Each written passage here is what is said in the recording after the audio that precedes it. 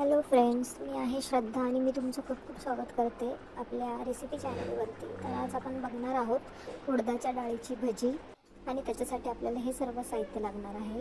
तर तुम्ही बघू शकताय उडदाची डाळ आपल्याला धुवून 5-6 तास चांगलं भिजवायची आहे आणि मग अशा प्रकारे आपल्याला मिक्सरमधून बारीक वाटून घ्यायची आहे.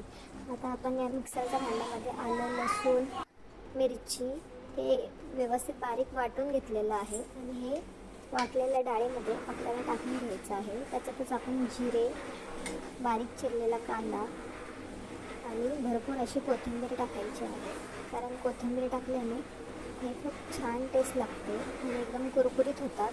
आणि चवीनुसार मीठ टाकून घ्यायचं आहे. तर तुम्ही पाहू शकता हे सगळं मिश्रण मिक्स करून घ्यायचं आहे.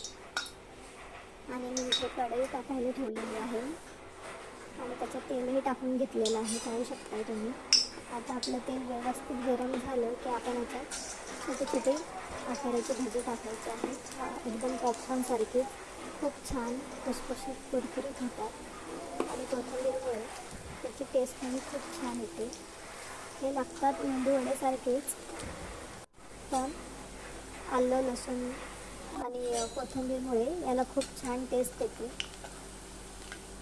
तर तुम्ही पाहू शकताय किती छान प्रकारे कलर आलेला आहे यांना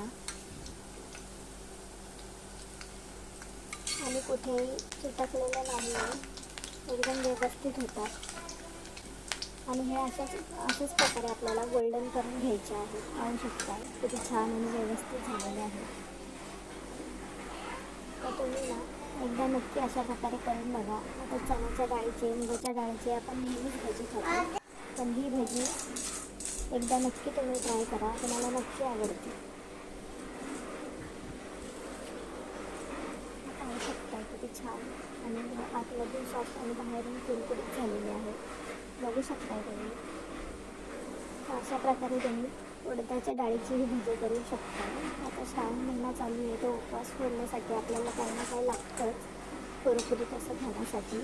तर नक्की तुम्ही ना अशा प्रकारे ट्राय करून बघा. इथे किती छान गोल्डन असे भजी झालेली आपली आहेत, पाहू शकताय तुम्ही. बघा किती सॉफ्ट आतमधून आणि बाहेरून एकदम कुरकुरीत आहे.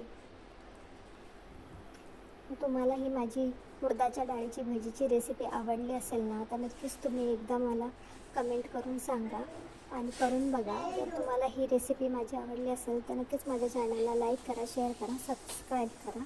तोपर्यंत हेल्दी खा आणि मस्त